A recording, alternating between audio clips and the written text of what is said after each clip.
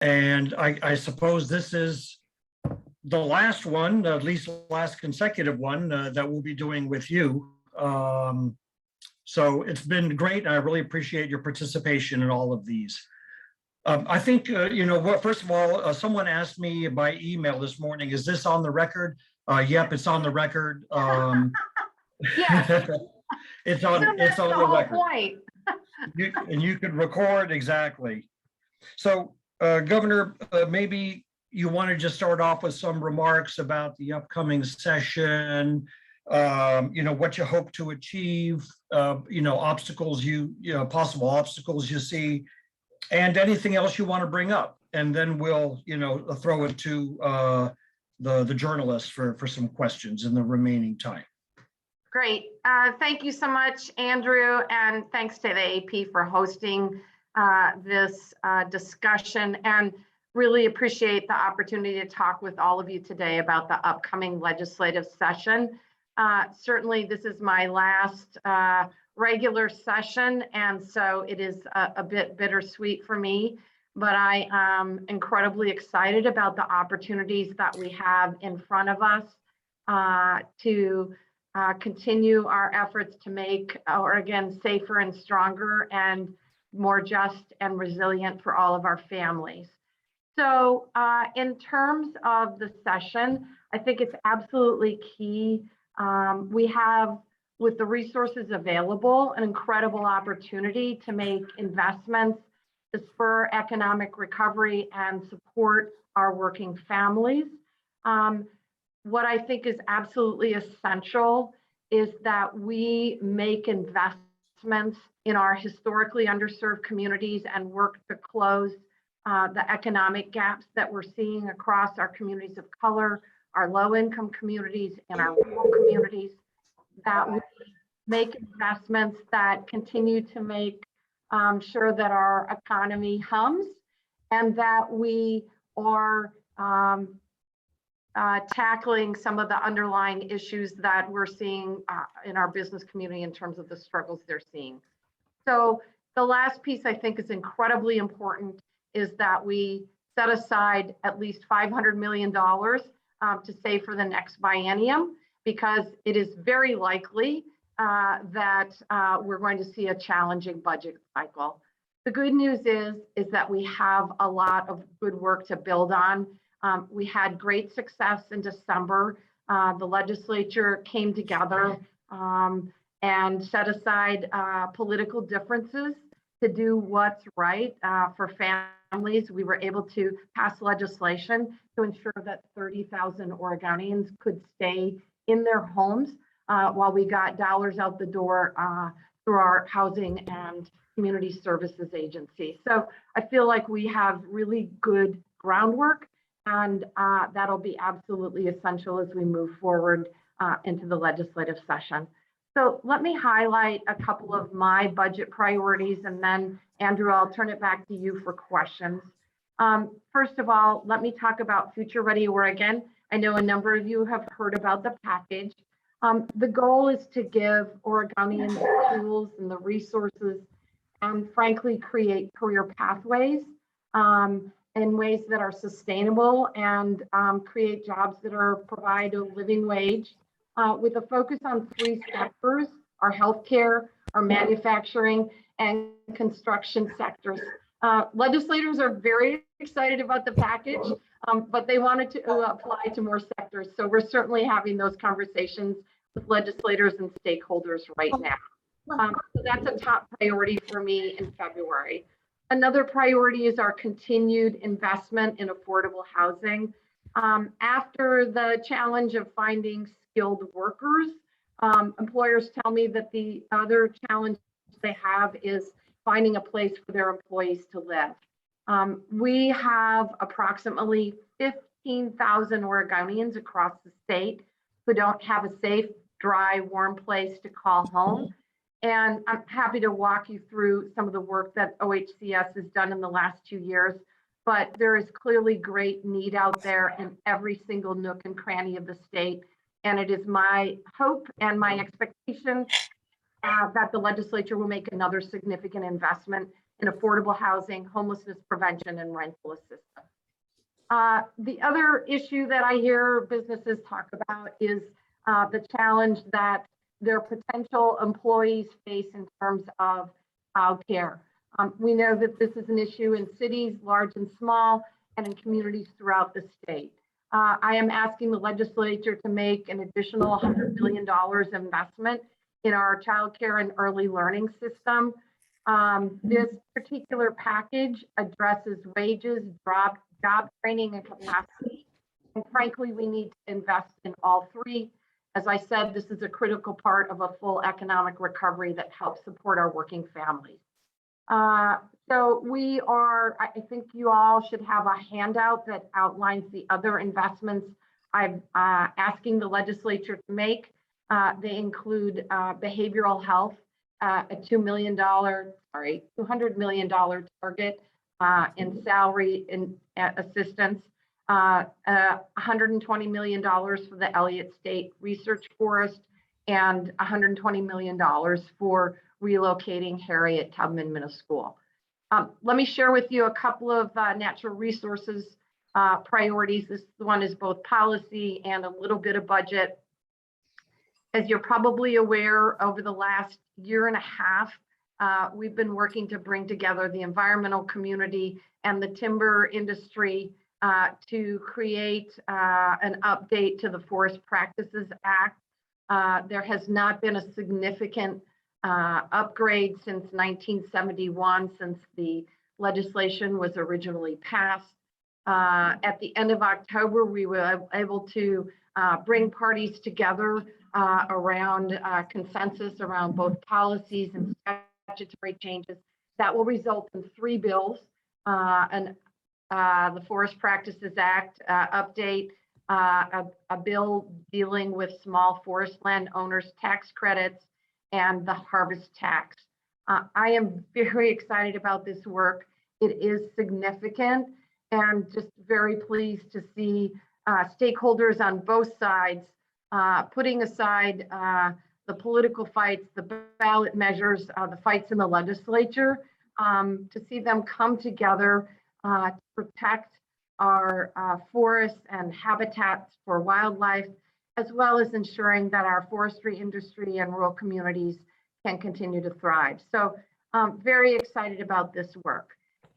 A bill that we have been working on throughout the interim. It codifies the Environmental Justice Task Force as the Environmental Justice Council. We believe that this effort will significantly increase our ability to address climate change with a racial justice lens. We need staff and obviously need access to better data in order to make this happen. This is a huge bang for very minimal buck. I think the fiscal honor is about $3 million. And given the context, both the national and state context, it's time to make this happen in our state statutes. I am looking forward to working with the legislature, our new speaker, the current president of the Senate, Peter Courtney, our new budget co-chairs. And I'm hopeful. I know, again, this is going to be a challenging session with meetings in the Zoom room and Microsoft Teams, but I'm hopeful that Oregonians will continue to stay engaged in the process. Finally, just want to say I've appreciated working with all of you. Look forward to your efforts in covering the session. And with that, Andrew, back to you. Happy to answer questions. Okay, thank you, Governor. Actually, I'm going to jump on a recent development I wanted to ask you about. And that is that the word came out that Intel is opening a chip factory in Ohio, which is going to create a lot of jobs and is a loss for Oregon. Is there anything that you or the legislature could have done to keep Intel's expansion in Oregon? And is there anything that you or the legislature could do in the future to entice companies, especially high tech, to expand in Oregon? So in my conversations with the CEO, Pat Gelsinger, he continues to highlight that Oregon is truly the crown jewel particularly of their research and development, and that Intel technology begins in Oregon. We will continue to work with them. As you know, they are in the midst of an Oregon expansion. We will continue to work with them. We appreciate both the jobs they create and the businesses that they frankly salt in the region, and we'll continue to partner with them as they grow and thrive in Oregon. Okay, thank you. So we have a bunch of, reporters on here. I think, Chris, what do you think? People could raise the hand to get, in the queue, or just try and break in, but don't step on each other. Sounds fine. If anybody has any questions, we'll open it up. I'm like, Andrew, don't step on each other or me. Both, especially you. Governor Steve Benham, K2, I have a question going back to the $500 million you want to invest in the next biennium. First of all, is that like a rainy day fund? And second of all, you mentioned likely budget challenges. Can you describe what challenges you foresee? So the reason why I'm absolutely committed to making sure that we make one-time expenditures with the resources that we have available is that the majority of the resources that are available are essentially one-time federal dollars. And so it's incredibly challenging if we invest in ongoing program.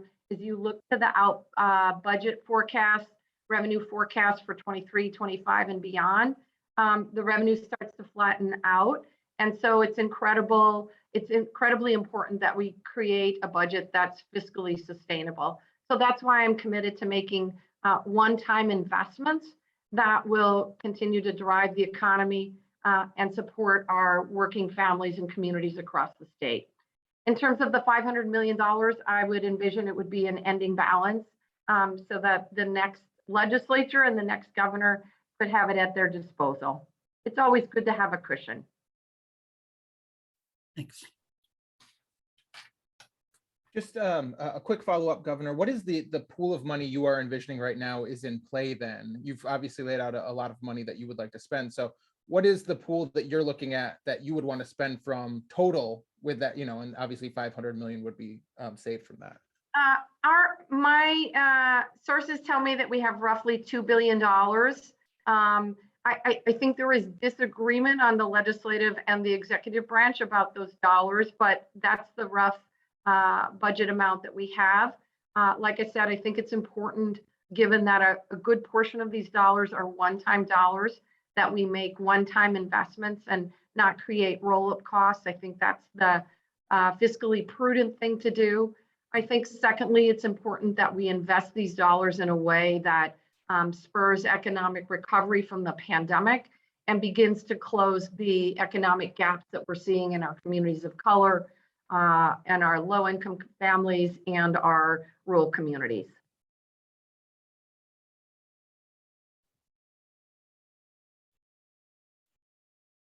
Governor, going back to the Future Ready $200 million you want to invest. I understand it's a longer term program, but is there any short-term benefit if this is passed in this session? Is there any plan to help immediate needs, especially in the healthcare? How will that plan address that, if at all? So I see Future Ready Oregon is making investments in three categories. Number one, expanding current successful programs. The specific example that I am familiar with is Constructing Hope. But these are programs such as our local workforce boards, apprenticeships, and career pathways like Constructing Hope that have had proven outcomes on the ground. I also anticipate that we will be making investments in new innovative education and training opportunities through a statewide competitive grant program that is new. What I would say is that I know that OHSU has a significant request for growing our own healthcare workforce. And I am actually very supportive of that request. And then finally, one of the biggest challenges we see in the workforce arena for career training and education programs is specific barriers that people face on the ground. These barriers look like not having access to affordable childcare, transportation, and the ability to afford training programs. So another portion of Future Ready Oregon is designed to remove those barriers. I see some people with their hands up. Gary, you have a question? Yeah, hold on a minute. I think I'm unmuted. Have you had discussions with leadership, particularly with the Republicans, about your agenda? This is a lot of heavy lift. There's a lot of other things coming from other people during this 35-day session. You're going to have to deal with COVID, with Omicron. You're starting the session on the peak day of Omicron in Oregon.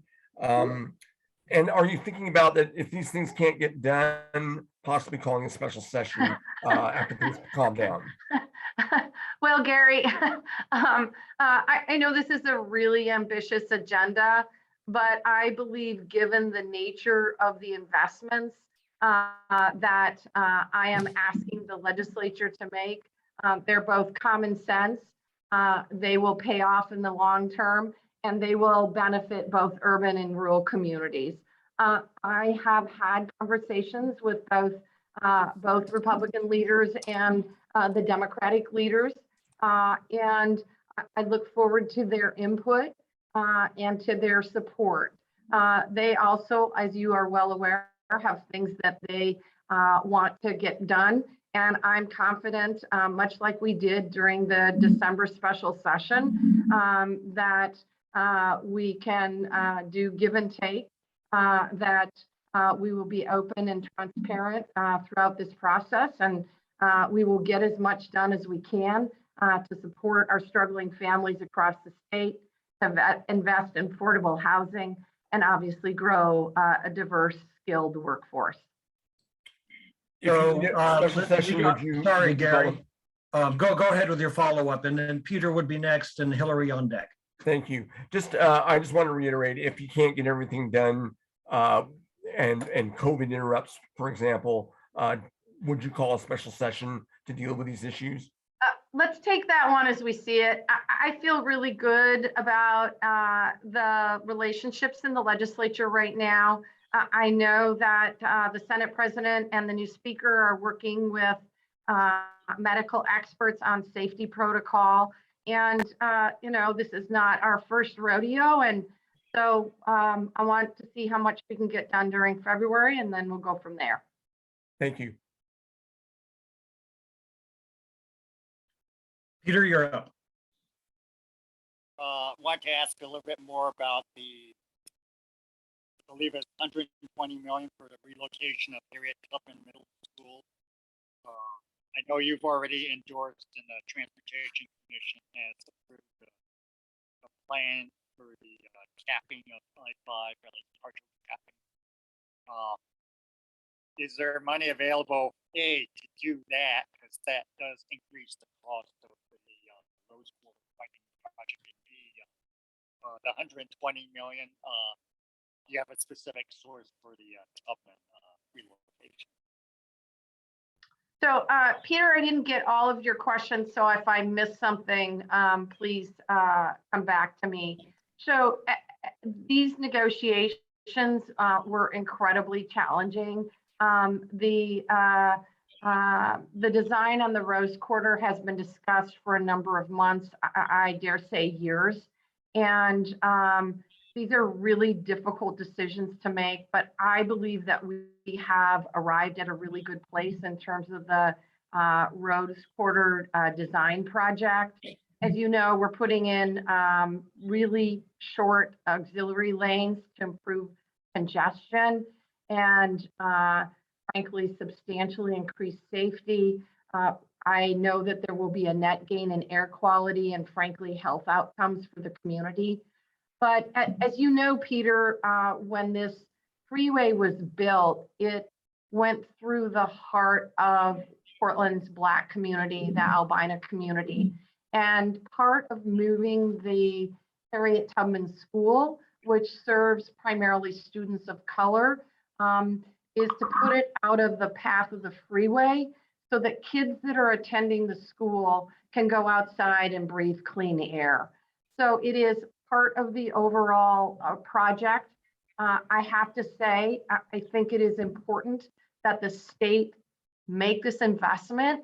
It begins the conversation about how we repair the harms of the past and begin to right historic wrongs. And we have arrived in a really good place on this project. I know that the partners, both the public partners and the nonprofit organizations that are working together on this project are absolutely committed to get the resources needed to see this project through in a safer and healthier and revisioning way. Okay, quick follow-up. You alluded to partners, so I assume that there would be more than the state involved in the relocation of the school in terms of.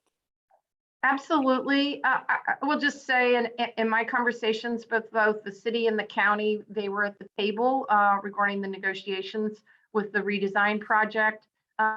They are scouring their properties in the albino neighborhood, looking for property that may be eligible for Harriet Tubman relocation. And we're obviously working with the school district. They understand both the timing and the importance of this relocation project. Okay, thank you. Hillary?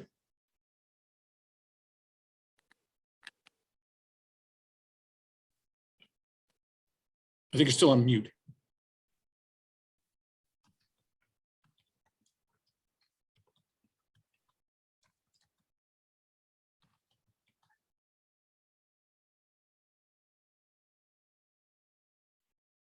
I can't hear her. Hillary, try again. Maybe your headphone isn't working. Your mic on your headphone. You know, we will come back to Hillary here. Gary, do you have a question? Actually, I saw Lauren Dake was next with her hand up. So Hillary, Okay. hopefully you work that out and we'll go to Lauren. Great. Can you hear me?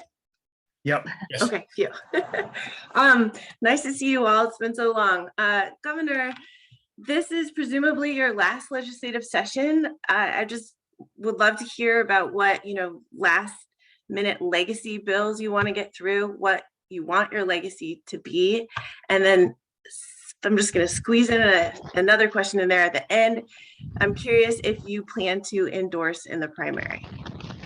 So I'll take the easy question first. No, I don't plan at this point in time to endorse in the gubernatorial Democratic primary. In terms of this being my last session, Lauren, it's incredibly bittersweet for me, as I said earlier. I've been fully engaged in the legislative process since 1991. I was the advocate for the Women's Rights Coalition back in 1991. And I just have to say, I've been incredibly honored to make a difference in the work I have done in the last 30 years. I ran in 1992 on, I don't know what the background is. I don't know if that's us. I think that might be Hillary's thing making noise now. Can you guys hear me? Yeah. Yes. Hillary, you sorted it out, so you're next. Okay, right. thanks. I think we've got the background notes taken care of. So Lauren, I ran in 1992 on providing adequate and stable funding for our education system. So it was incredibly exciting for me to finally sign the Student Success Act in 2019. That was the work of many people over multiple years, I will say decades.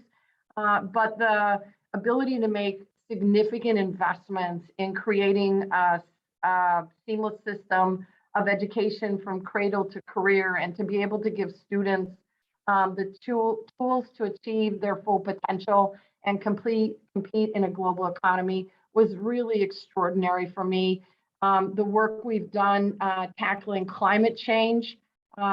We have, as you know, some of the most progressive, aggressive policies in the country between our work and the executive branch and the work with the legislature, our work on racial justice and LGBTQ equality. It is pretty extraordinary and pretty exciting. I also, I've met lifelong friends in this process. I grew up in the Capitol. So I am going to miss working with these extraordinary and unique Oregonians. The legislative process in Oregon is quite unique. It is unlike, I believe, most states in that it is incredibly Oregonian friendly, accessible to people, that every single Oregonian can make a difference in this process. And I think that says a lot about our state, about our legislature, and about our government. Okay, Hillary, then Gary, then Sarah.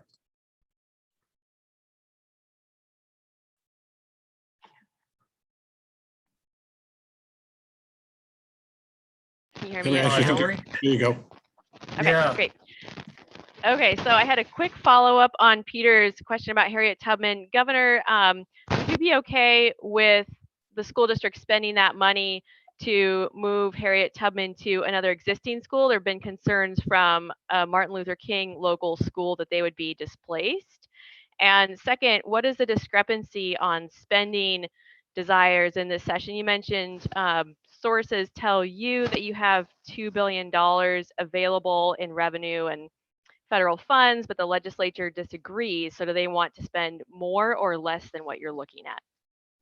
So in terms of Harriet Tubman, this is really a conversation for the community. And the school district, from my perspective, should be centering the voices of the Black and Brown community members, folks in the Albina community, as they discuss relocation of the school. Obviously, I'm not familiar with the nitty-gritty details in terms of numbers, but I would expect that there be a school relocation. In terms of your second question, I don't know what the differences are. I think some of it may be philosophical, and I'm absolutely committed to working with the legislature to make the investments they feel strongly about. I mentioned the behavioral health package, a $2 million package in $200 million package in addressing the salary needs in our behavioral health workforce. And we'll continue to work together and resolve the differences that we have in the budget. Well, just to follow up though, could you please clarify what the difference was that you were talking about with the legislature? Because you said that they have identified a different amount that's available to spend that what your sources, I imagine, at DAS are saying. You'll need to direct that question to the legislative leaders. Okay. Gary, did you have another question? Okay, Sarah. Okay. So I had a question. You have been bringing up affordable housing quite a bit, but I haven't heard any specifics or monetary amounts. So I'm hoping you can just discuss that a little bit more. Sure, thanks, Sarah. So my investment in affordable housing, I'm proposing that we invest $400 million. And the three key areas that I think the investment needs to be made in is continuing to build more affordable housing, homelessness prevention, and rental assistance. The reason why I'm being more general about this package is that I know that there are legislators who are interested in making a $50 million investment in the turnkey project. This has been a really successful, innovative, creative idea that takes dollars and purchases hotels, motels, and turns them into temporary shelter care. And then I think the goal is in the future to turn them into longer term apartments, et cetera. I had an opportunity to visit the Arches ribbon cutting in Salem, and that purchase of that particular motel will create 80 beds for our houseless population in the Salem area, for wildfire survivors. It's incredibly important program. So that's the focus of my housing investment. I'll be working with legislators, frankly, on both sides of the aisle about how we spend these dollars directly. I've had initial conversations, for example, with Senator Knopp. This is obviously an area he cares deeply about, and want to make sure that the investments are significant in both urban and rural communities, and that it makes sense for our rural communities.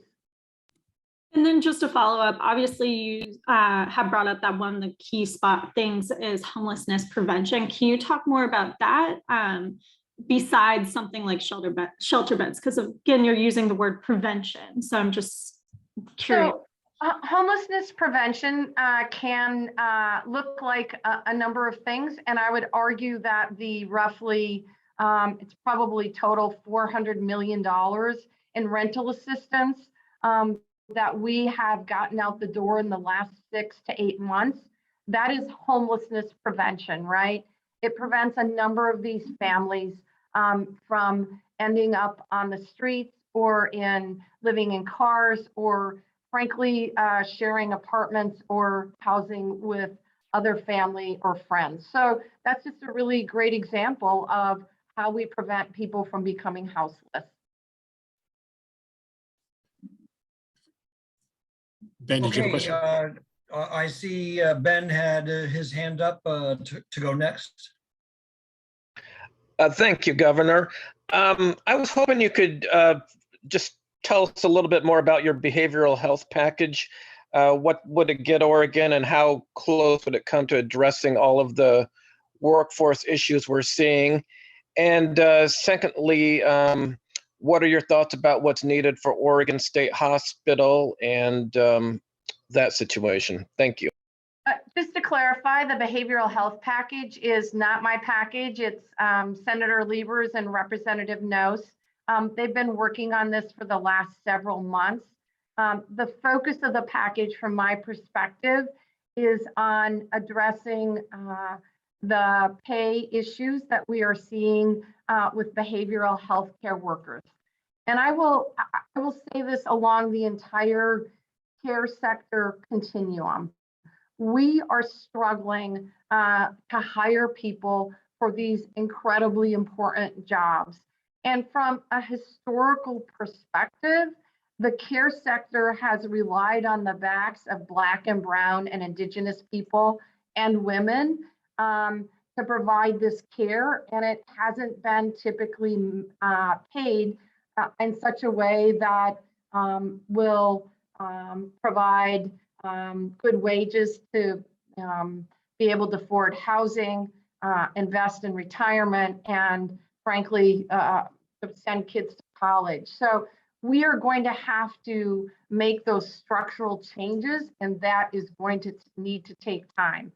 In the short term, it's incredibly important that we make investments in pay, both to hire and retain our behavioral health workforce. We are seeing this workforce leave, frankly, go on to other better paying jobs. And it's a challenge in behavioral health. It's a challenge at places like the Oregon State Hospital.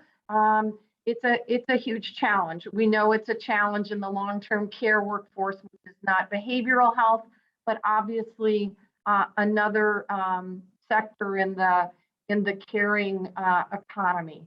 So in terms of my perspective, I think it's incredibly important that we make these investments. The folks that do this work do it out of passion for caring for very vulnerable Oregonians. And it's important that we ensure that these jobs are good paying, that they are available for professional career development. and that they be successful. Hey, Governor Dirk, Brown. over to you. Yeah, just a couple quickies for you. You just mentioned, our open and accessible government and the fact that folks can reach the legislature. I was just in there last week and have seen the X-ray machines and the things that are going in. Symbolically, that, I know Senator Courtney would say that is a hit to that sort of mind state of an open and accessible government. I wonder, as someone who's been in the building since '91, how you feel about that and what it says. And the second thing is, you've been you've said you would be a big advocate for campaign finance reform. We got a little bit done. There's still a long way to go. Do you see, and will you make that an urgent issue this session to potentially avoid a ballot fight? Or are we just going to let whatever happens with the signatures go to the ballot and there could be mayhem? So, Dirk, I think for the first time in Oregon history, the Capitol is going to have metal detectors. And honestly, I've been really proud of Oregonians and our ability to have an open Capitol over this last 30 years. But I also think it's incredibly important that we keep everyone in the Capitol safe, obviously including the public, the media, and staff. And I am hoping that these new safety measures are a reminder that the Capitol should be open to all and that everyone should be free of intimidation and of violence. The Capitol should be a welcoming and inclusive place for everyone. In terms of campaign finance reform, I know that there are conversations in the legislature. I would certainly be supportive of folks working through the legislative process to resolve those differences. But if not, I suspect this issue is going to end up on the ballot in at least one or two forms. Okay, but you'll be leaving it to lawmakers to sort of figure out. You're not going to get your hands dirty on that issue this session, sounds like. Well, Dirk, I can honestly say I've gotten my hands dirty on campaign finance reform more extensively than most members of the legislature at this point, starting in the mid-90s, working with ACLU and others after whatever. I don't remember the 96 campaign finance measure that we operated under. And following that, I went to work and been working ever since. So I look forward to seeing the product of the legislature. And if not, I expect to see multiple measures on the ballot.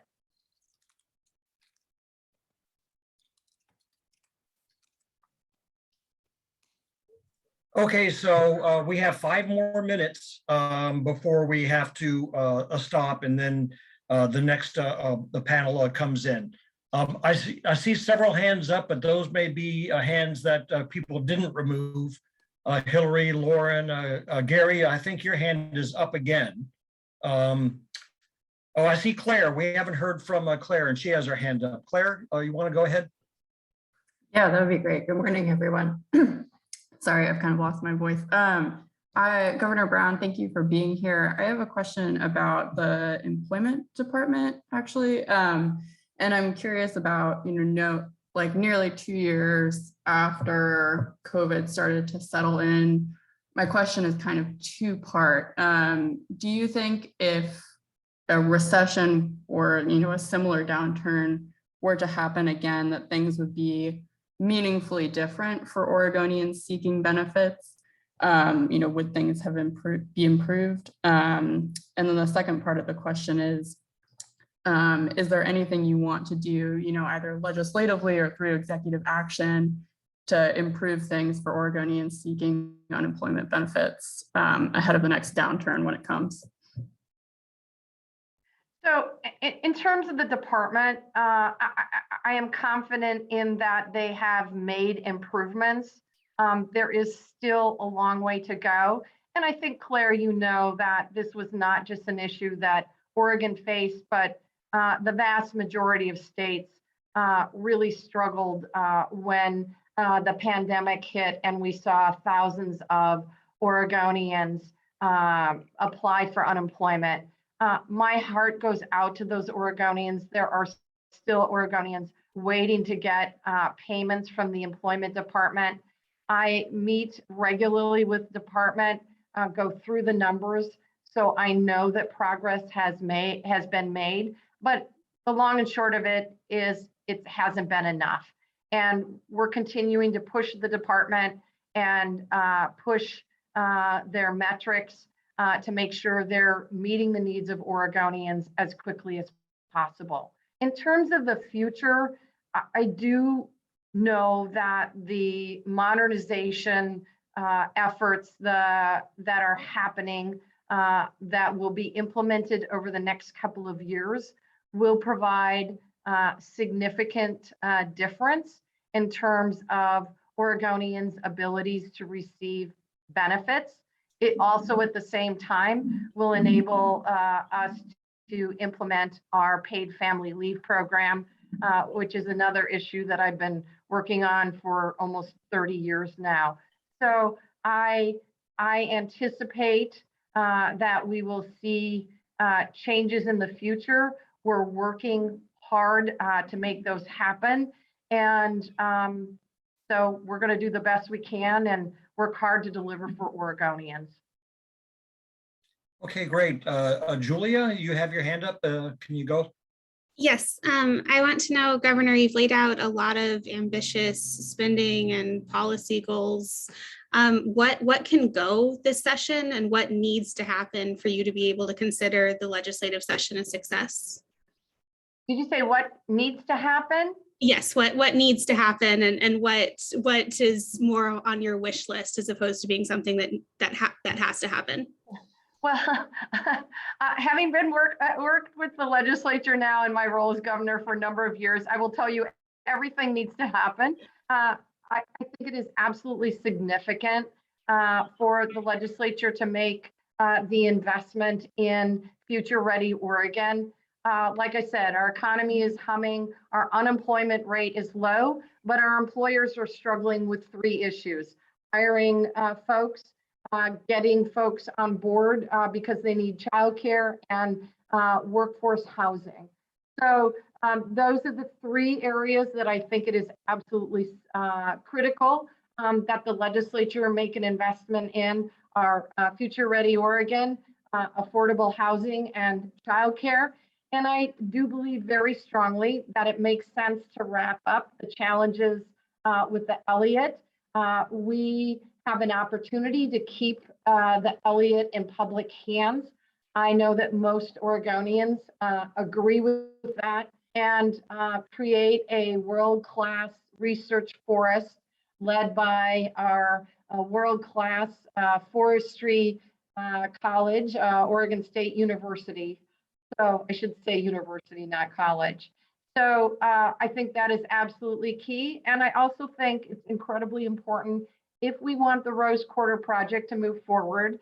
And I know the OTC does, and I know the legislature did when they passed the transportation package, that we make this investment in Harriet Tubman and the relocation. I think it sends a really strong signal that the state is committed to repairing the historic wrongs that have happened. Well, we're right on time here. Thank you so much, Governor. I hope that we'll have plenty of opportunities to speak with you during the session. Thank you so much, Andrew. Thanks, everybody. Great to see all of you. Have fun. I assume you're doing the Senate President and the Republican leader next? We are. Well, you know it won't be boring. Thank you. Thank you, Governor. Thank Bye-bye. you. Thank you.